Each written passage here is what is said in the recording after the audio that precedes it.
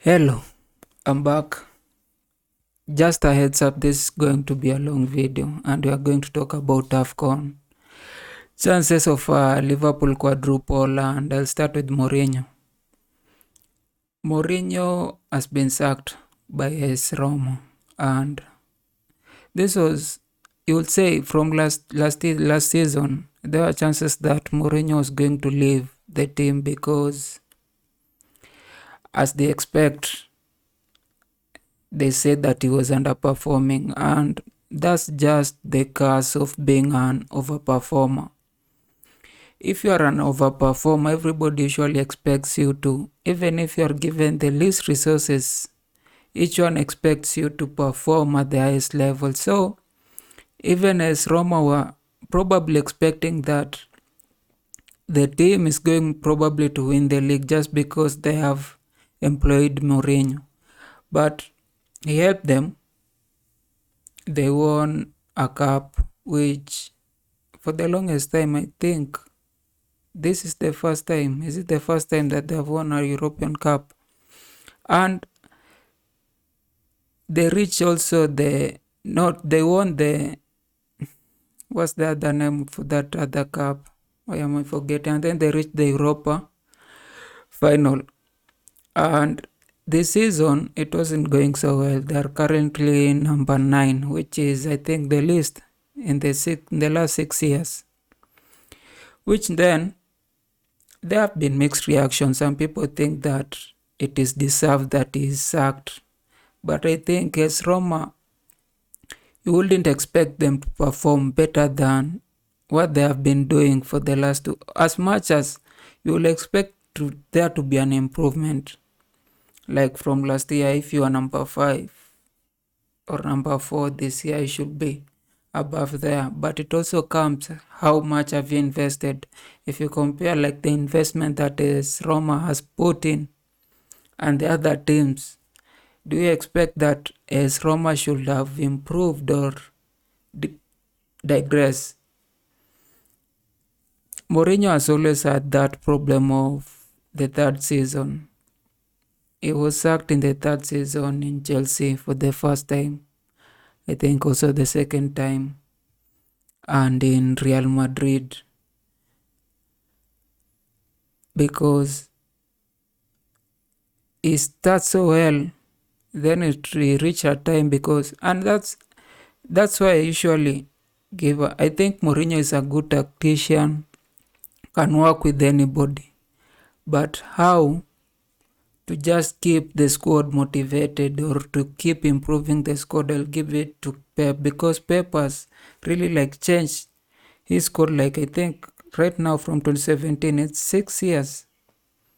He has changed them, like he has tweaked every season, like change somebody. Right now there's a really new team from the team that made the Centurion, because right now we don't have Sterling, you don't have Jesus, you don't have people like Gundogan is not there, you don't have like people like Fernandinho. He has really transformed the whole team, but still is really still performing. Some people usually have trouble changing that. Even Pep was really struggling. You could see how he tried to sign like everybody. Some people really underperformed. And now he has just, you could say he has just found, is it the formation or the people that can help the team?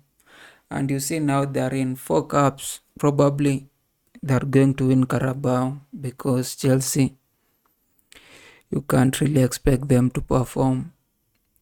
Then they're performing well in FA. Then Premier League, they're at the first position, and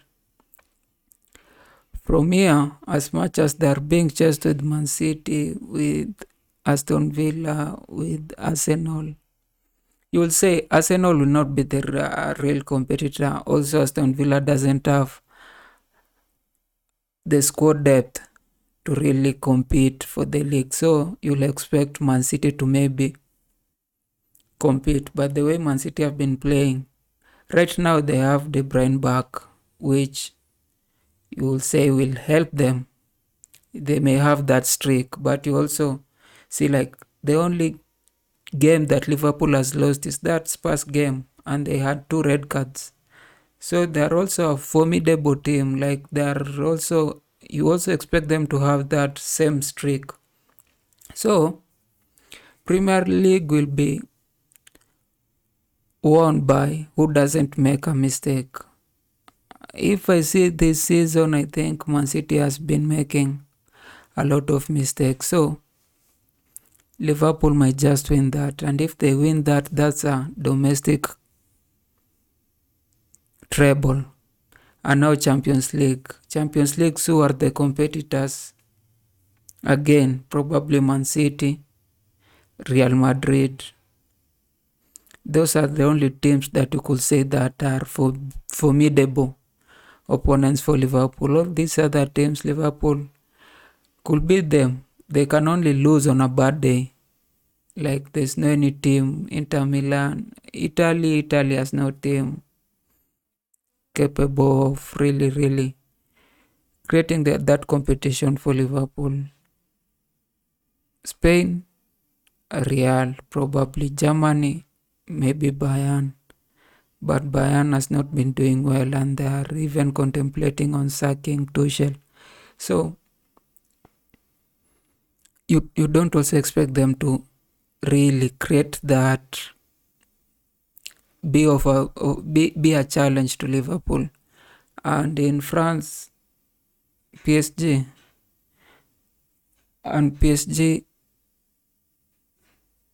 they're not really good.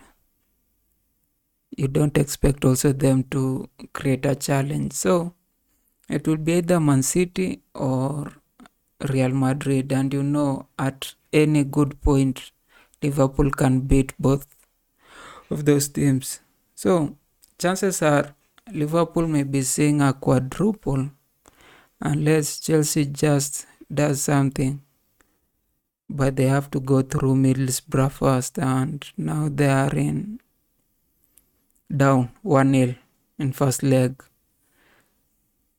They are going to meet Middlesbrough on 23rd on second leg. If they don't win, now Liverpool already beat Fulham. Now they'll just be, even if they draw or even if they lose 1-0, 2-0, they'll still proceed. So at final, if Middlesbrough just goes past Chelsea, which looks very likely, you expect Liverpool to win that Carabao, which will be just the start of a quadruple journey. But I hope that this AFCON especially just keeps some of those stars for long, so that we may catch up. Like a person like Salah should just be kept for quite some time. So this whole week from last week, it has looked like it's how do you say it? It's like a international break, because the last time the games were played, it's very long, and now you see like a lot of people are coming back. Even if Antonio is coming now away from the ban, which also is also a point of talking, because two teams that are looking for a striker, Arsenal and Chelsea. Just today, Benzema agents were in London, which you expect they probably met the directors, the Chelsea directors or Arsenal directors. But I will say, as I said in the last video, that Benzema is not like the profile that we should be looking for as Chelsea. So probably goes to Arsenal. It can help Arsenal like really revive this title chase. Because if they don't, and the people they signed, and now like you see, if a squad start having doubts, it doesn't go well. You saw it when Tuchel was coaching Chelsea, at some point we were like, this thing, we are going to win this thing. And it has happened for Chelsea. It's just for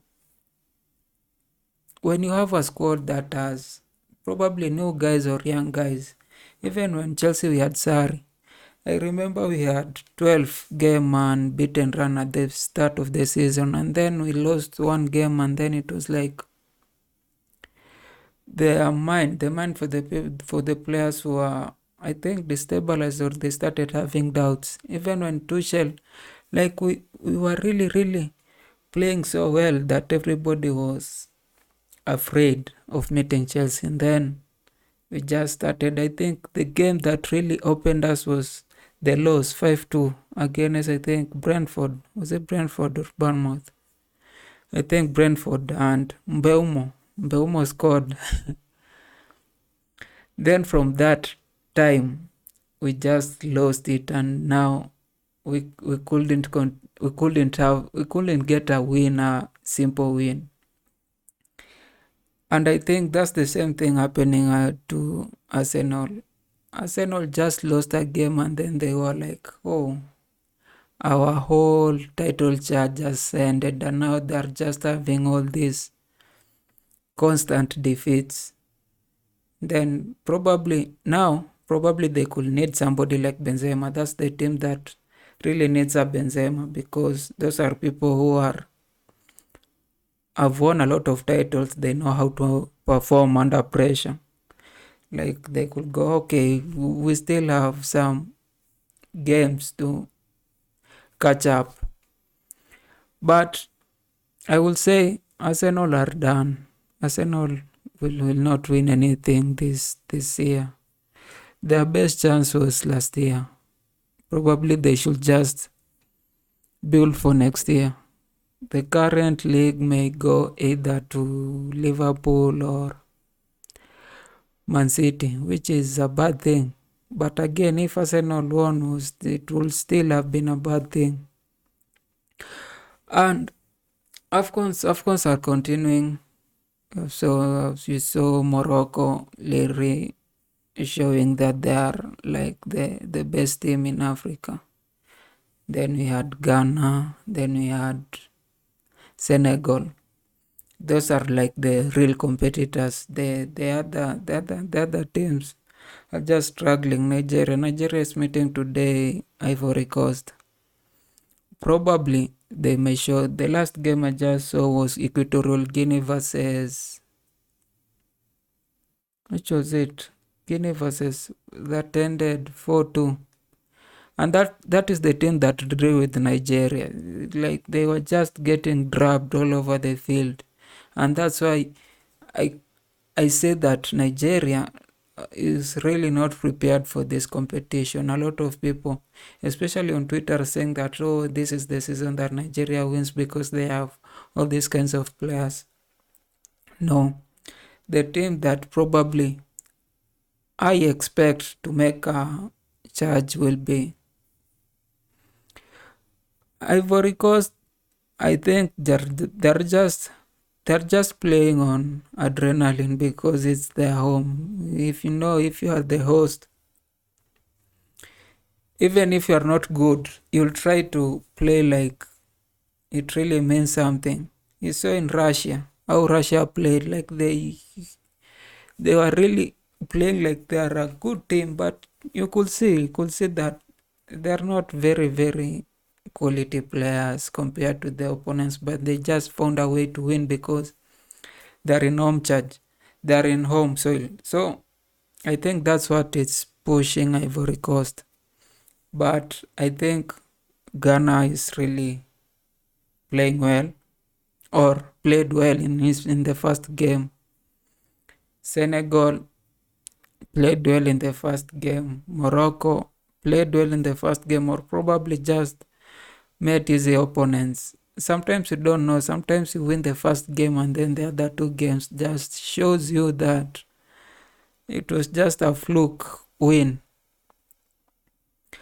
But that is all. So today games just AFCON in Premier League. The next game will be on Saturday. Saturday on 20th. Uh, uh, this has been a long break, and you just don't know after a break. So I don't have anything a lot to say. I'll just want to see how if Anthony performs and if he'll be an option for most teams. If maybe Chelsea will think they can sign him. And I'll also be checking for how now Man City hits with De Bruyne and how Haaland. I don't know Haaland if he'll be back. I think he's still injured. So those are the games to expect. Those are the things that I'll be looking this weekend. But for now, my focus is on AFCON and to check which team and which players really expect or are really performing. Adios.